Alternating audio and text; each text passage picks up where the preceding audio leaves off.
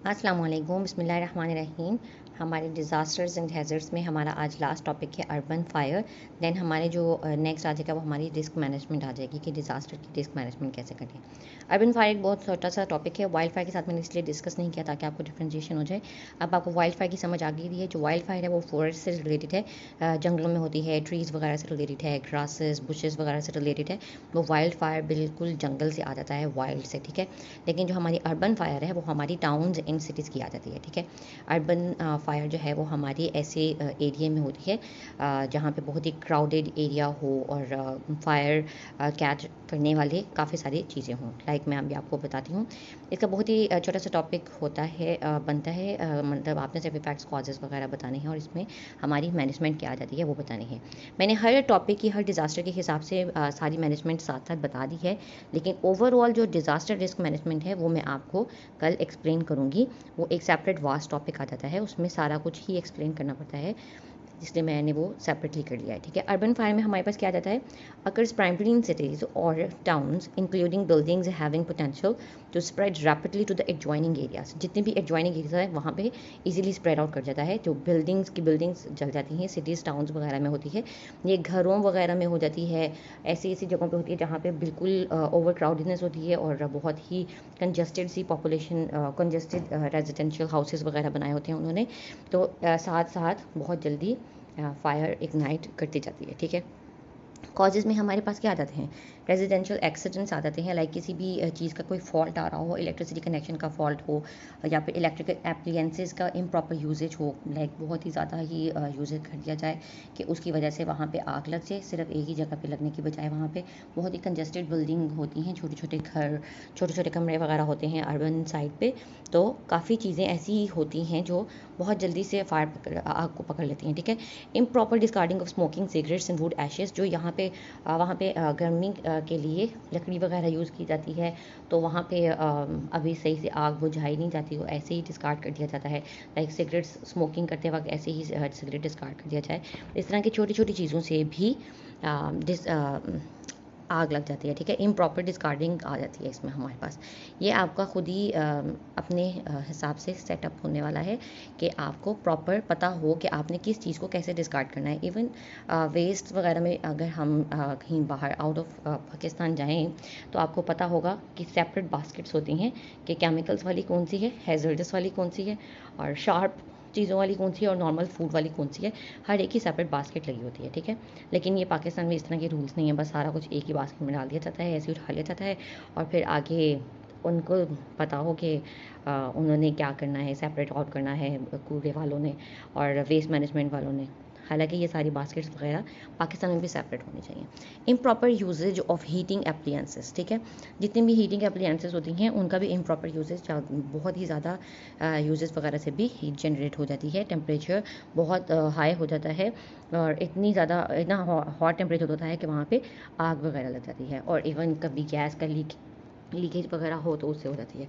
Industrial accidents में हमारे पास ये आ जाते हैं केमिकल्स वगैरह का गिर जाना, कोई भी इंसिडेंट होता है तो hazardous material incidents, spill outs, transportation accidents, explosion हो जाता है। लाइक कोई फ्लेमेबल केमिकल गिरा है उससे एक्सप्लोजन हो जाता है। Electricity power house incidents like transformer फट जाना, उससे इर्द गिर्द के काफ़ी एरिया में आग लग जाती है। Natural occurrence due to lightning, earthquake, ये नेचुरल आ जाती है। फिर increase in population growth, urban fires majorly वहाँ पे होती हैं जहाँ पे पॉपुलेटेड एरिया हो, हैवीली क्राउडेड एरिया हो और वहाँ पे ढेर सारे घर उन लोगों ने बनाए होते हैं, साथ साथ कोई बिल्डिंग की सही से कंस्ट्रक्शन वगैरह भी नहीं होती, बस ऐसे ही बना दिए जाते हैं, जल्दी जल्दी छोटे छोटे घर बना दिए जाते हैं। ज़्यादा ओवर क्राउडेड एरिया पे अर्बन फायर्स ज़्यादा होती हैं रूरल वंस की बजाय, ठीक है। ह्यूमन एरर्स आ जाते हैं, केयरलेसनेस आ जाती है, बर्निंग वुड्स और कैरोसिन हीटर्स का ज़्यादा यूजेज आ जाता है, ठीक है। इफ़ेक्ट्स में हमारे पास मेजरली इफ़ेक्ट्स क्या आ जाते हैं, इससे हमारे होम्स, हम सब घर के घर तबाह हो जाते हैं, बड़ी बड़ी बिल्डिंग्स तबाह हो जाती हैं, शॉर्ट सर्किट की वजह से भी काफ़ी बिल्डिंग्स वगैरह तबाह हो जाती हैं, वो भी हमारी एप्लीकेंस के फॉल्ट में आ जाता है। Damage to infrastructure, large buildings and multiple property loss होता है। मल्टीपल प्रॉपर्टी लॉस में आ जाता है, मतलब कि इकोनॉमिक लॉस आ जाता है और लाइक आपके जितनी भी इलेक्ट्रिसिटी का कनेक्शन है, गैस का कनेक्शन है, सारे कनेक्शंस वगैरह आ जाते हैं। इसमें काफ़ी सारा इकोनॉमिकल लॉस आ जाता है। सिर्फ एक मतलब कंस्ट्रक्शन रिलेटेड नहीं आता, उसके जितने भी सिस्टम होते हैं घर के, हीटिंग सिस्टम, सारा कुछ जो है वो सब कुछ डैमेज हो जाता है। ये पूरी अर्बन फायर, आग ज़्यादा लगने की वजह से पूरी बिल्डिंग्स तबाह हो जाती हैं। सिर्फ एक मतलब लाइक बिजनेस वाली कोई बिल्डिंग तबाह हो तो ज़्यादा सारा नुकसान हो जाता है, पूरा बिजनेस ठप हो जाता है और पूरा बिजनेस दोबारा से सेटअप करना पड़ता है। काफ़ी सारा नुकसान आ जाता है, बिल्डिंग्स से रिलेटेड काफ़ी सारा नुकसान आ जाता है। लॉस ऑफ लाइफ तो होता ही है वहाँ पे, जितने भी लोग बाहर कुछ निकल पाते हैं, कुछ नहीं निकल पाते, किसी का दरवाज़ा जाम हो जाता है, किसी का काफ़ी सारे एरर्स आ जाते हैं आग लगने की वजह से।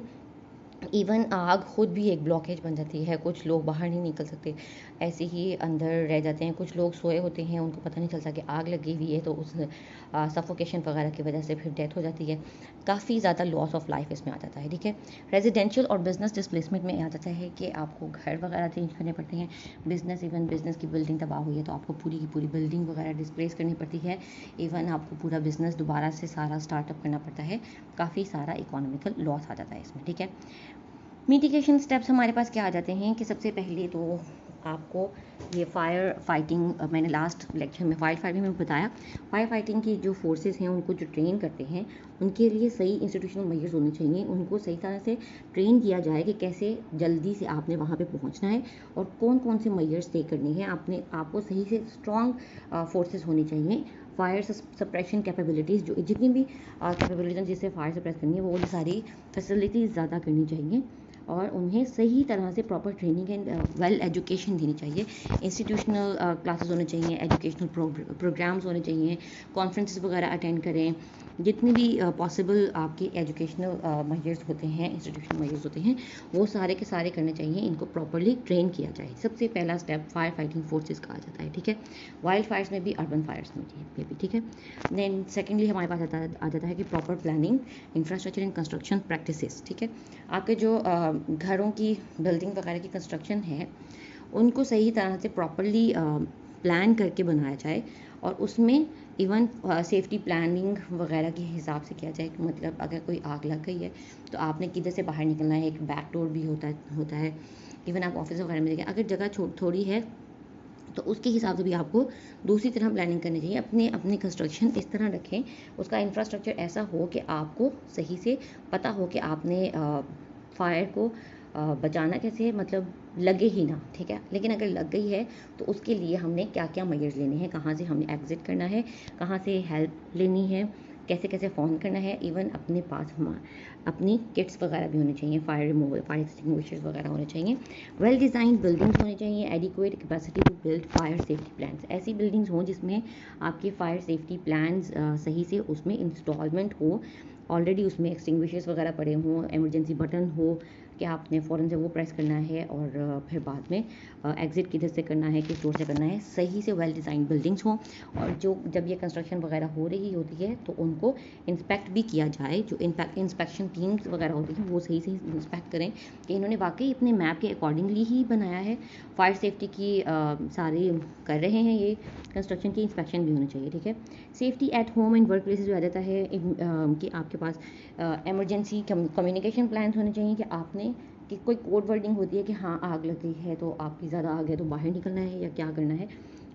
आपकी कोड वर्डिंग होनी चाहिए, सही से प्लानिंग होनी चाहिए, डिज़ास्टर का प्लान होना चाहिए कि अच्छा ठीक है अब आग लग गई है तो हमने क्या करना है। ठीक है, और एमरजेंसी किट्स होने चाहिए हर बिल्डिंग में, घर में। लोगों ने तो घरों में भी फायर एक्सटिंग्विशर्स रखे होते हैं। फायर रेगुलेटरी सिस्टम्स अवेलेबिलिटी होनी चाहिए। इमरजेंसी में ये जितनी भी रेगुलेटरी सिस्टम्स हैं हमारे ग्लोबल यूनिवर्सल जितने भी आ रहे हैं, जो फायर एक्सटिंग्विशिंग टीम्स हैं उनकी प्रॉपर टाइम पर अवेलेबिलिटी हो। ठीक है, हमारा अर्बन फायर है। नेक्स्ट हम डिज़ास्टर रिस्क मैनेजमेंट करेंगे, वो ओवरऑल हमारे हैज़र्ड्स एंड डिज़ास्टर्स का मैनेजमेंट प्रोसीजर होगा। ठीक है, अल्लाह हाफ़िज़।